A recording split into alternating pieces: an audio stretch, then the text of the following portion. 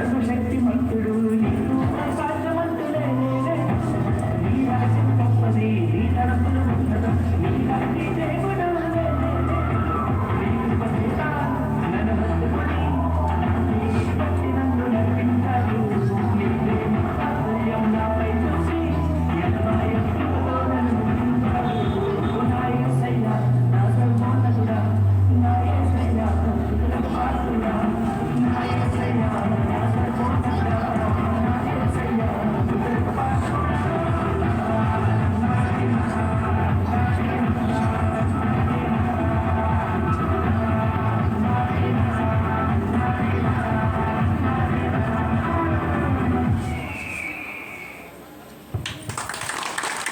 క్రీస్తు జన్మదినం గురించి స్కిట్ వేయడానికి వస్తున్నారు మన 9th class and 6th class విద్యార్థులు.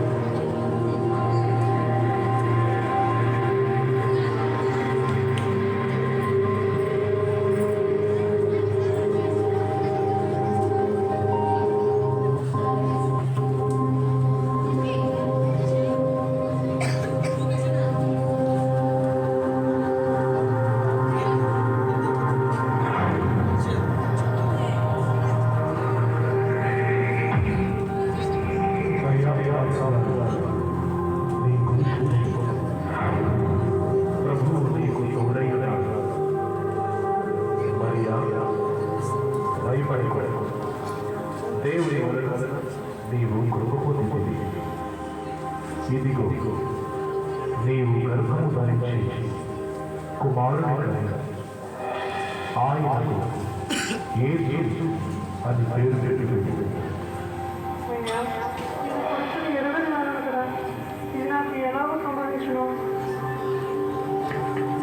పరిశుద్ధాత్మకి వచ్చు సర్వోన్నతుల శక్తి నిన్ను కమ్ముకొనును కనుక పుట్టబోవు శిష్యుడు పరిశుద్ధుడై దేవుని కుమారుడు అనబడతాడు.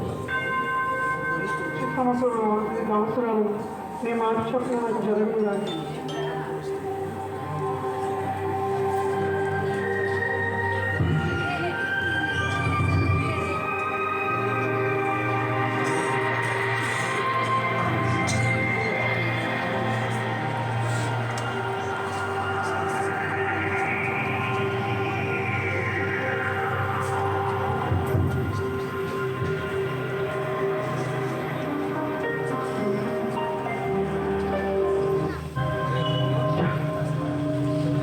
పెద్ద సమస్య నాకే రావాలి. వివాహం కాకుండానే మళ్ళీ గర్భవతి ఏం చేయాలి? నేను ఏం చేయాలి అర్థం అవ్వట్లేదు. తలుచుకుంటుంది తల పగిలిపోతాం. ఏం చేయాలి?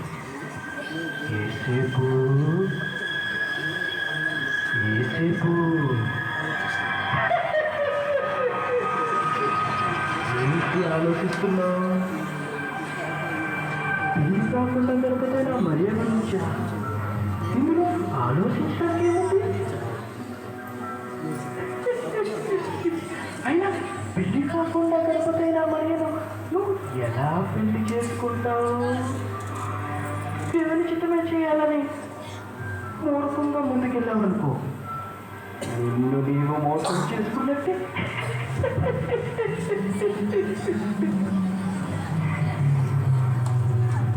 ఆ మరియని పెళ్లి చేసుకుంటే ఈ లోకం నేను ఏమంటుంది?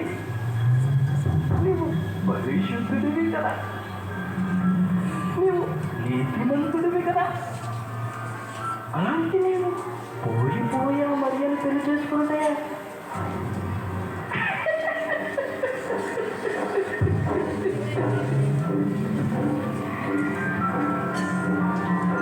ఈ లోకం నవ్వుతుంది.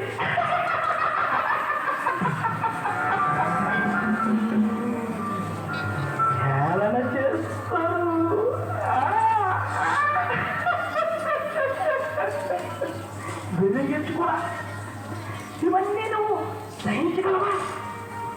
భరించగలమా? అందుకే నీ మంచి కోరే చెప్తున్నాను, బాగా ఆలోచించు.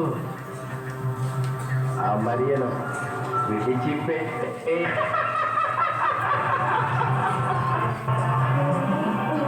వదిలే. ఆ మరియను విడిచిపెట్టే. యేసేపు ఆ మరియను వదిలే.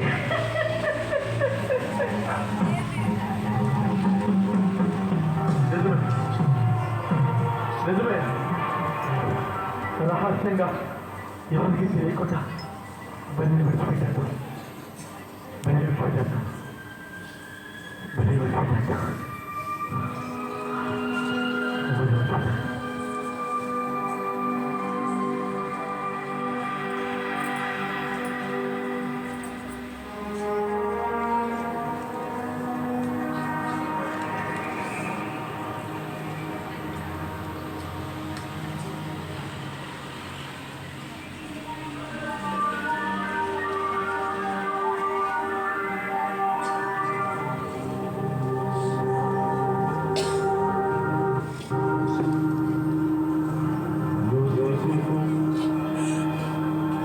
కుమారుడైన యోసేపు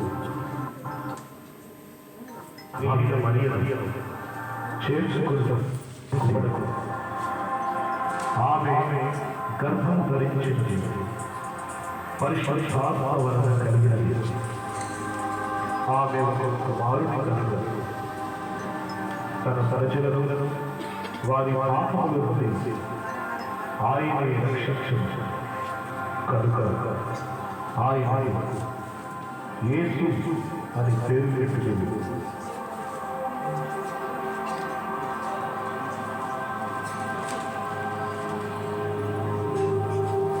ప్రభువా, ప్రభువా, నన్ను క్షమించు ప్రభువా, నన్ను క్షమించు. మరి ఆ పరిశుద్ధాత్మ ద్వారా గర్భము ధరించిందని తెలియక రహస్యంగా విడనాడు అనుకున్నాను. నన్ను క్షమించు ప్రభువా, నన్ను క్షమించు. నీ చిత్తమే జరగాలి. ఇప్పుడే మరో నెలలు హత్తుకుంటాను బాబా, ఇప్పుడే మరో నెలలు హత్తుకుంటాను, ఇప్పుడే మరో నెలలు హత్తుకుంటాను.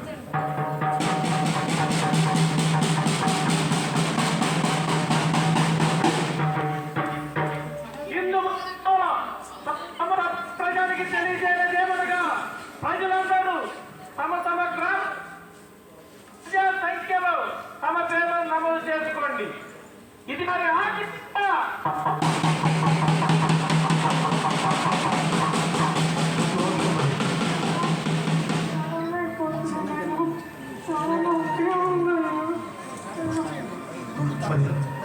కొంచెం వర్షం వచ్చేసాం, కొంచెం వర్షం వచ్చేసాం.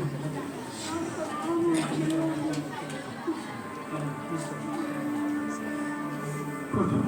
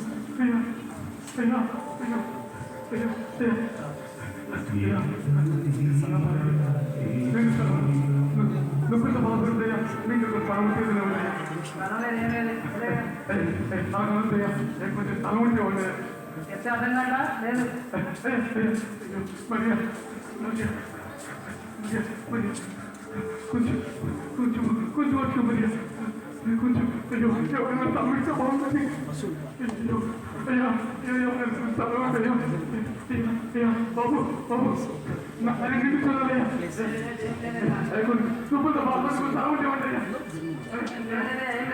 అయ్యా అయ్యో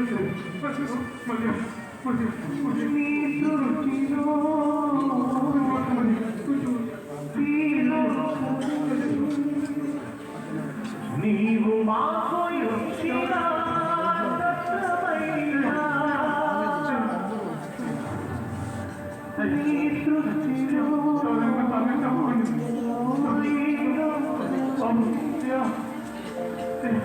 నీవు మాకు ఇచ్చిన దత్తమయ్యా.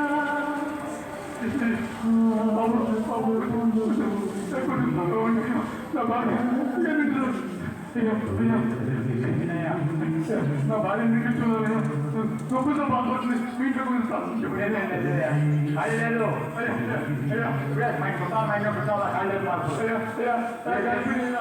లేదయ్యా నిన్ను చూడాలి చెప్పు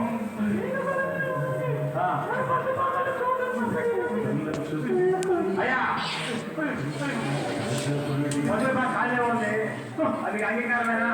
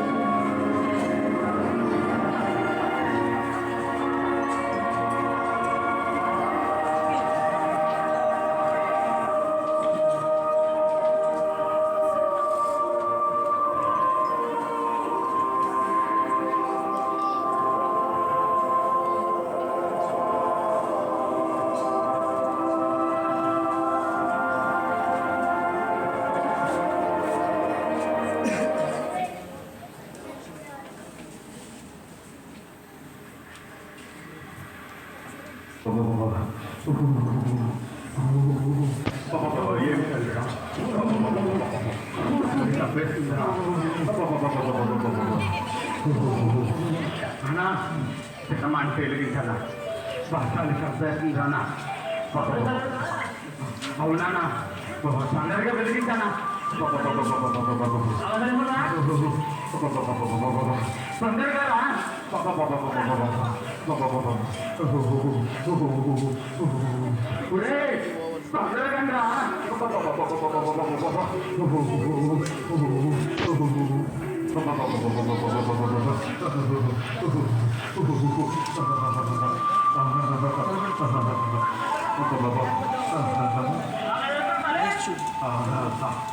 అమ్మాయ ఫ్రెష్గా ఉన్నదిరా ఇప్పుడు అన్నయ్య పిలవరా ఓ అన్న చదవంటేసా అవునన్నా చాలా చలి ఉన్నదన్నా ఏమంటారా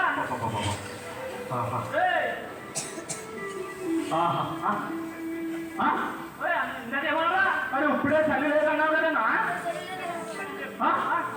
అరే పోనీరా పెద్దాను కదా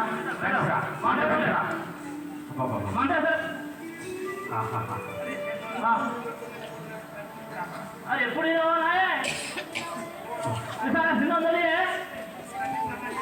అరే ఏంటన్నా నువ్వమ్మ వాడికి చెప్పు నువ్వు ఆ వాడమ్మ నీకు చెప్పు తర్వాత నువ్వు నాకు చెప్తున్నావు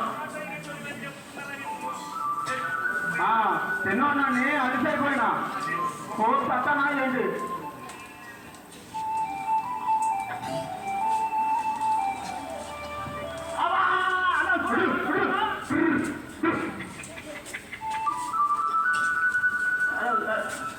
నా గొర్రెలు నా మాట వింటాయి నాకు నిద్ర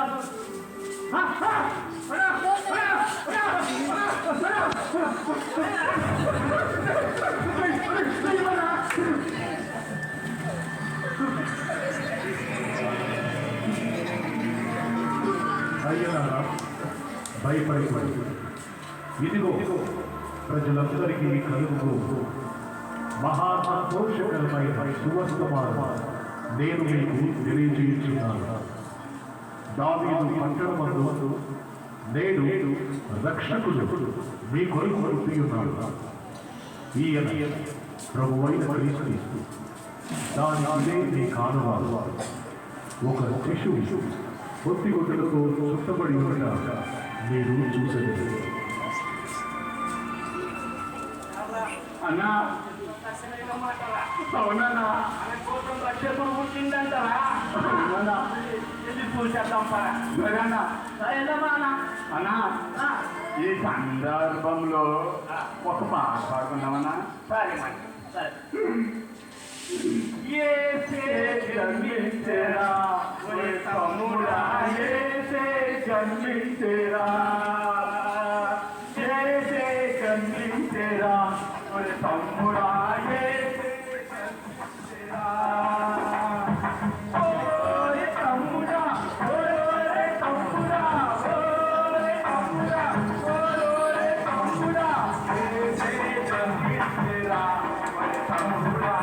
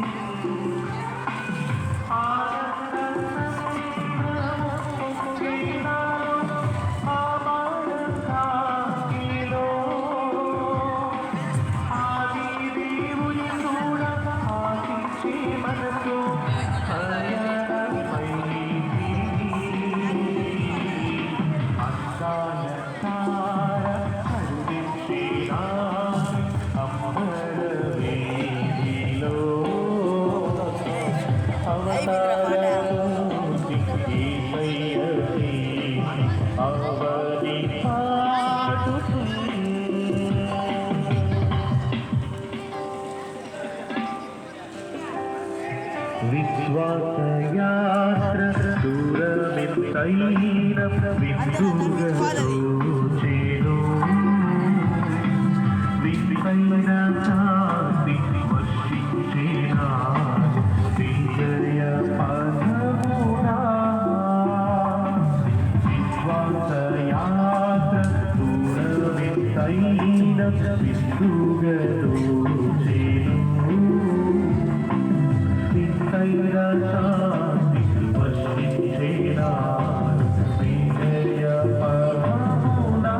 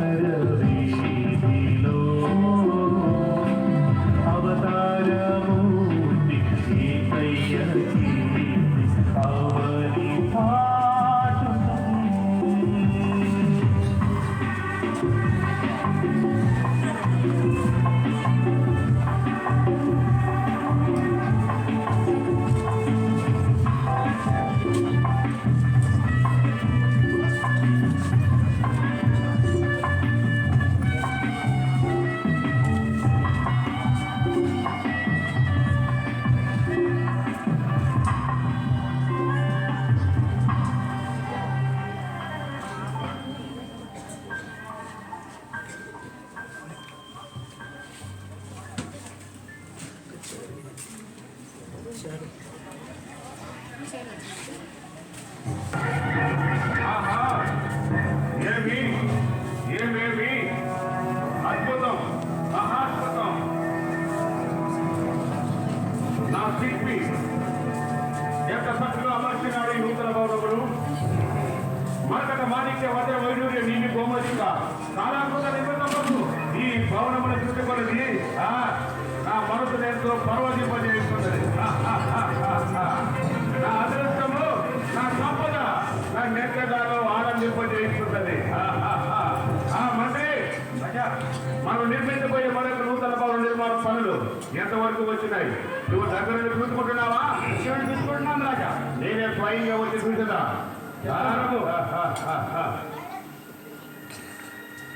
ఏమి నా అదృష్టము? జయము జయము. ఈ రోజు మహారాజు వారికి జయము జయము. రాజా, తూర్పు దేశం నుండి జ్ఞానులు వచ్చినారు మిమ్మల్ని కలుసుకోవడానికి. మీరు సెలవిచ్చే వారిని పిలిపించేదా? ఏమిటి? తూర్పు దేశపు జ్ఞానులా? నాతో వారికి పని ఏమిటి? సరే, ప్రవేశపెట్టుము. చిత్తము ప్రభు.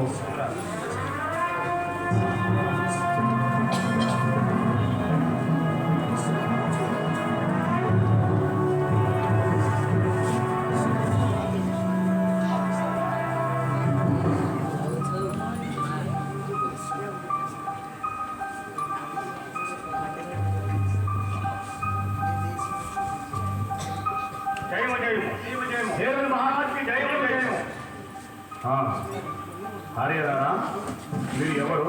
ఎక్కడి నుండి వచ్చారు? మేము జ్ఞానులం, తూర్పు దేశం నుండి ప్రయాణించి వచ్చింది. తూర్పు దేశం నుండి వచ్చారు? అవును సార్. మీ రాక గల కారణం? మేము ఒక నక్షత్రం చూసి వెంబడించి వచ్చింది. ఏమిటి? ఒక నక్షత్రమును చూసి వచ్చారా? చిత్రంగా ఉన్నది, కాస్త వివరంగా చెప్తారా? యూదుల రాజు ఇచ్చట్నే పుట్టినాడు కదా, ఆయన ఎక్కడ? ఏమిటి? యూదుల రాజు పుట్టారా? ఈ యూదుల సంపద నేను ఉండగా మరొక రాజు జన్మించాడా? అవును, నిజమే. ఆయనే యూదులకు నిజమైన రాజు.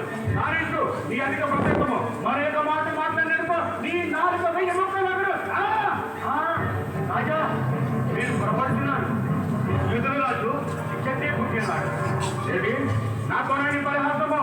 ఈ 7 రోజుల పరిహాసం అంటే నిప్పుతో చూడవాడు కూడా చేసుకోండి. ఏమిటి మంత్రి ఇది? అయ్యా మంత్రి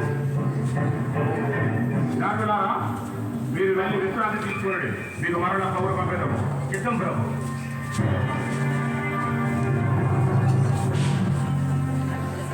మంత్రి, నువ్వు తక్షణమే మన హాస్పిటల్ పాత్ర ప్రవేశపెట్టము. ఏమిటి? తూర్పు దేశపు జ్ఞానులంట ఒక నక్షత్రాలు చూశారంట, వచ్చారంట. వీళ్ళు జ్ఞానులా?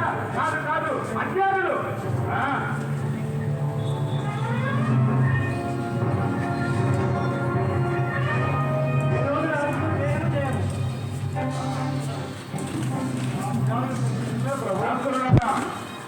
మీరు జాగ్రత్తగా వినండి.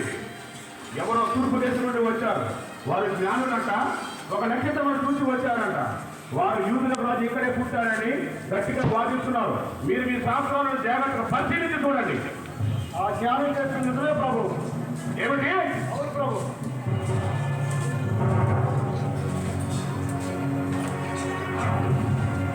యోధాదేశపు రాజు బెత్లెహేములో పుట్టాడని శాస్త్రంలో వివరంగా లిఖింపబడి ఉంది ప్రభు.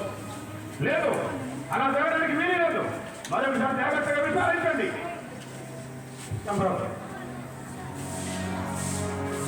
ఇంకా పెద్దమా, యూదా ప్రజలలో నీ వెంట మాత్రం అల్పమైన వాడు కాదు. ఇశ్రాయేలులోని నా ప్రజలను పరిపాలించడం అధిపతి నీలో నుండి వచ్చినని ఈ ప్రవర్తన ద్వారా లెక్కింపబడి ఉన్నది ప్రభు. లేదు, అలా జరగడానికి వీలు లేదు. సరే, మీరు వెళ్ళండి. మంత్రి, ఆ జ్ఞానాన్ని ప్రవేశపెట్టుము.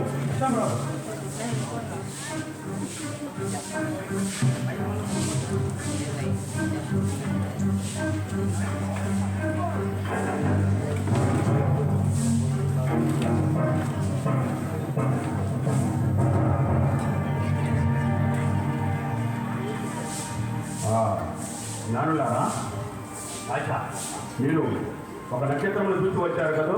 అవును ప్రభు. మీరు బయలుదేరి ఎంత కాలం అవుతున్నది?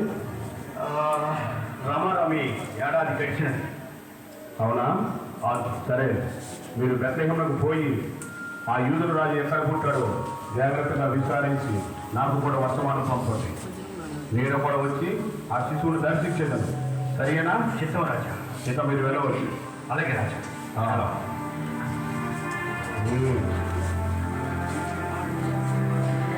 మంత్రి, రాజా వారు చెప్పుడు విన్నావు కదా. రాజా వారు చెప్పిన కాలమానం ప్రకారము మన యూదయ సామ్రాజ్యంలో 2 సంవత్సరాల వయసు తక్కువ మగ శిశువులను అందరినీ వధించి ఆ వేడి వేడి రక్తంతో మన కత్తులను కడగండి. ఇది నా ఆజ్ఞ. యూదులకు రాజు పుట్టాడంట, ఈ యూదయ సామ్రాజ్యం వచ్చాడంట, అది నేను ఈ రాజ్యంలో పరిపాలిస్తాడంట. అది ఎంత కథ!